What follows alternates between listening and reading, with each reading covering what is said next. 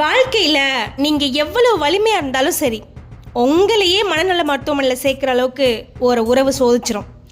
அது பணத்தாலேயோ அன்பாலேயோ இல்லை வேறு ஏதாவது ஒரு காரணத்தினாலேயோ இருக்கலாம். ஆனால் இது எல்லாத்தையுமே பண்ணிட்டு அதை பற்றின குற்ற உணர்ச்சி கொஞ்சம் கூட இல்லாமல் திரிவாங்கல்ல, அதை பார்க்குறப்ப தான் நம்மளால் பொறுத்துக்கவே முடியாது. பரவாயில்ல, இருந்தாலும் அவங்கள சபிக்காதீங்க, கடுமையான வார்த்தையால் திட்டிடாதீங்க, அவங்களுக்கு கெடுதல் நினச்சிடாதீங்க. ஏன்னா நீங்கள் எதை செய்கிறீங்களோ அதுதான் நாளைக்கு உங்களை வந்து சேரும். ஒரு நிமிஷம் மனசு நொந்து போயிருப்பீங்கல்ல, சே நான் எவ்வளோ நம்பினேன், இப்படி பண்ணிட்டாங்களே அப்படின்ட்டு.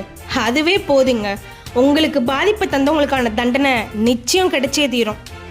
அதனால் மனசு நொந்து போய் நீங்களே உங்களை டவுனாக ஃபீல் பண்ணிக்கிறாம மன தைரியத்தோட அடுத்த அடியை எடுத்து வைங்க. இதெல்லாத்தையும் யோசிச்சு பார்த்து உன் உலகத்தை நீயே மாற்று.